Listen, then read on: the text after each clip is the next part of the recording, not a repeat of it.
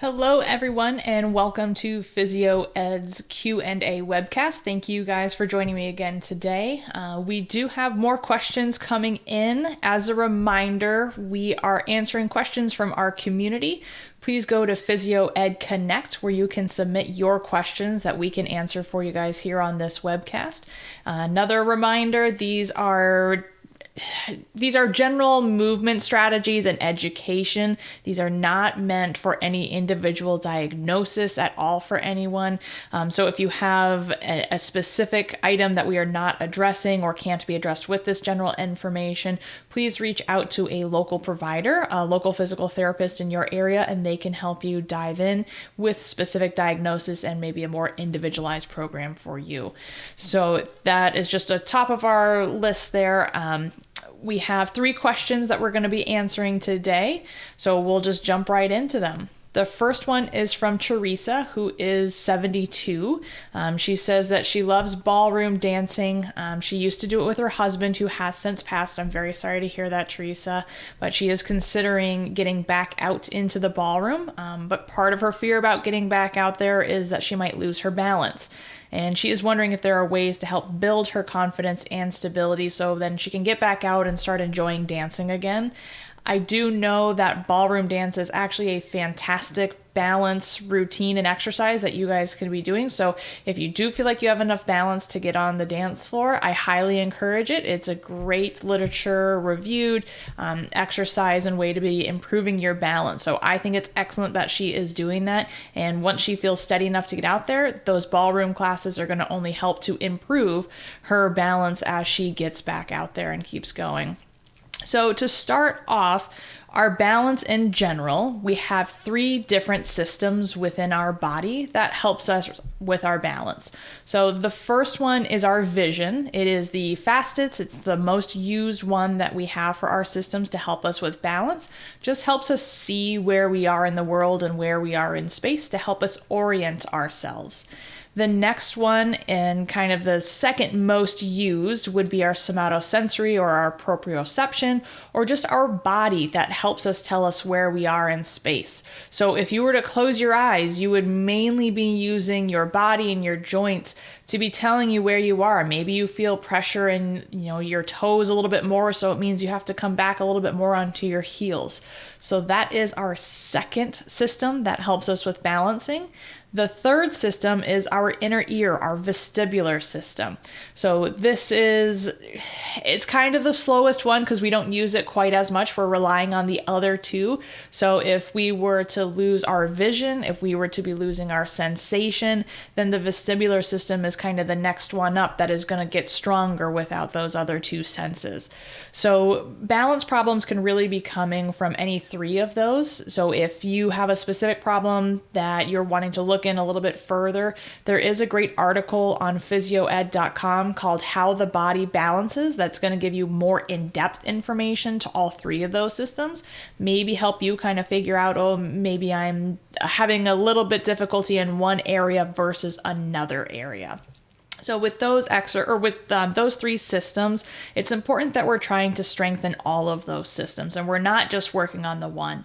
Now, a lot of people will do walking and feel that this helps to improve their balance, but walking alone does not help us. So we do want to be doing exercises specific to balance.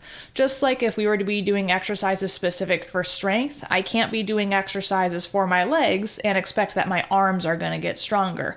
So we do want to be very specific with our exercises to help gain strength in these areas that might be impacting or impairing our balance. So check out How the Body Balances to get more in-depth information on physioed.com. One of our articles that just goes nice in depth with all of those systems. If you are realizing, maybe some of these exercises or these general movement strategies, these aren't really cutting it for what I need, go to your local physical therapist. They are going to be able to do a full body and balance assessment for you to help to kind of tease out, okay, where is your problem area if you feel like you're not able to find it yourself. So the next thing that I'm going to be recommending for Teresa, we actually have a great little posture and balance weight shifting video that is on physioed.com.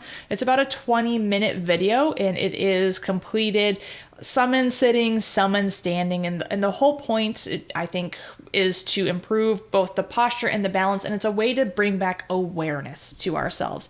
And so with these exercises that they're going to go through in the video, it is an excellent way to at least just get started and kind of get going, and a little bit of a refresher, almost a way to kind of reconnect with her body. So I would recommend starting out with that one, especially for ballroom dance. I know dance's posture is a really big a part of that as well. So I thought that was kind of a good combo for her to check out.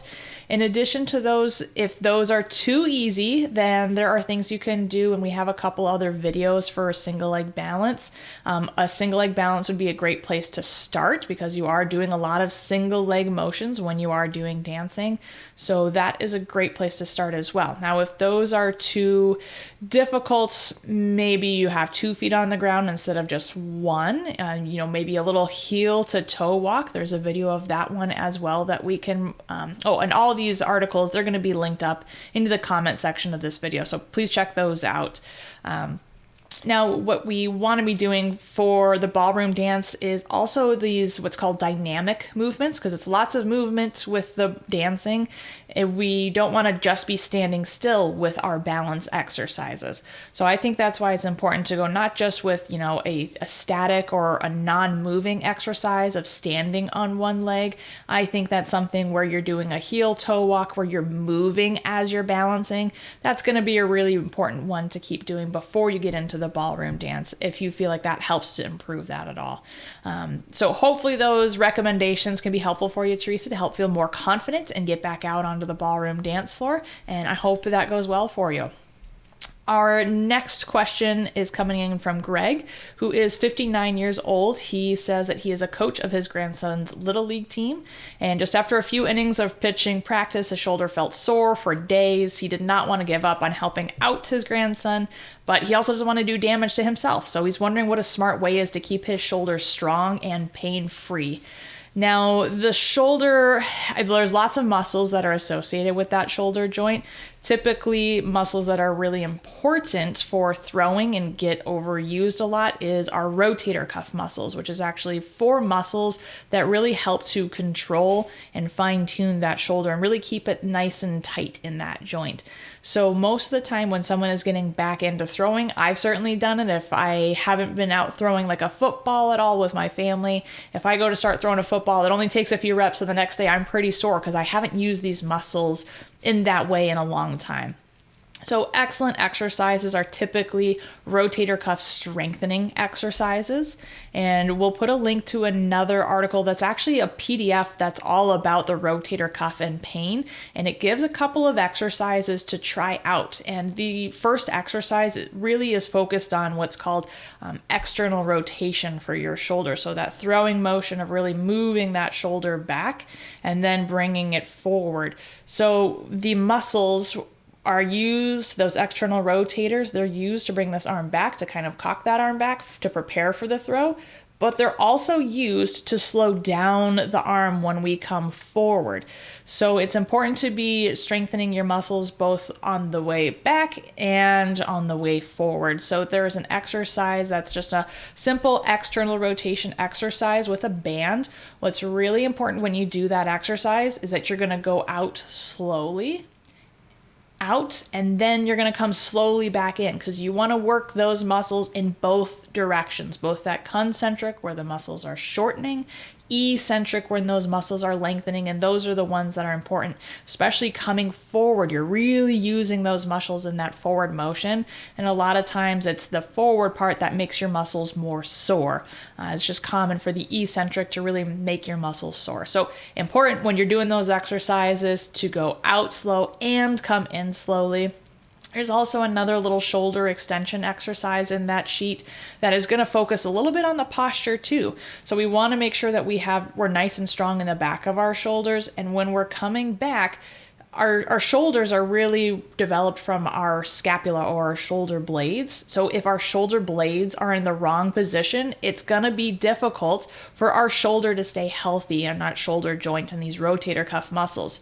So it is important to work and make sure that your shoulder blades are in a nice position, because if they're not in a good position or they're not strong as well, then you're asking your rotator cuff muscles or your other shoulder muscles to do a lot more work than is necessary, and so that can cause some problems. So it is important to work on the shoulder blade positioning as well. So those are two super easy, simple exercises to try. A band is recommended to do with those exercises, a resistance band, just because it's going to work the muscles in both directions that you're going to need for throwing, especially to strengthen up with the eccentric muscles. So check out the link for that PDF as well. I think that'll be excellent exercises for you to try out, Greg. There's certainly more exercises that you can be doing, but those are two easy ones to start off with. So I'm hopeful that they will help you out. All right, and our third and final question comes from Marianne, who is 65 years old. She says that she takes her dog on a walk every morning, but lately she's noticed she is starting to take some shuffling steps, and she used to take some bigger steps. So she's worried this could be the start of a bigger problem and wonders if there's something she can practice daily to keep her stride strong and confident. Now, that is a big thing. When people start getting a little bit more imbalanced or feeling imbalanced, sometimes they'll kind of come to a shuffle. Now, there are other reasons that you could be having more of a shuffling gait pattern instead of those longer strides you used to have. So I would encourage you to reach out to a primary care physician just to make sure that you don't have something else going on and that it is as simple as you just aren't quite as strong or you're not feeling as balanced. But it's good to get everything checked out, because shuffling sometimes can be signs of other things going on too. So if the shuffle is only related to a little bit of a balance, a normal kind of balance decrease, or a little bit of strength or weakness, I should say, a little bit more weakness than normal, there are a great exercise to be doing. I'll give you two of them, and I think we got some videos on here that we can link up as well in the comment section. A simple one would just be a march. It's going to be helping out your hip flexors and focusing on really bringing your legs up and clearing your feet as you're walking. That can be a great one to kind of get you back into the motion of lifting up those feet and trying to stop the shuffle. Another exercise that would be really good would be just a lunge. And I recommend for both of these exercises to do near a countertop or somewhere sturdy so you can hold on and don't have to worry about losing your balance. Doing that lunging motion, it is helpful both for the strengthening, getting kind of the habit back of lengthening your stride as well. In addition to, it's a great balance exercise because you are having to go from two legs to one leg and you're shifting your body weight and coming back as well. So those are two simple exercises to start off with if you feel like the shuffling is related to maybe a strength or just a general balance issue. If you feel that you have something more going on, that would be something to get checked out, and a great place to start would be your primary care physician, where they can help you out trying to figure some of those things out. All right, so those are the three questions that we have for you guys today. Thank you so much for checking in with us again. Please, if you have any other questions, check us out at physioed.com/connect. We are forming a community where we are helping people stay active and healthy for a lifetime. We love having your questions to answer, so please keep coming in. Thank you guys.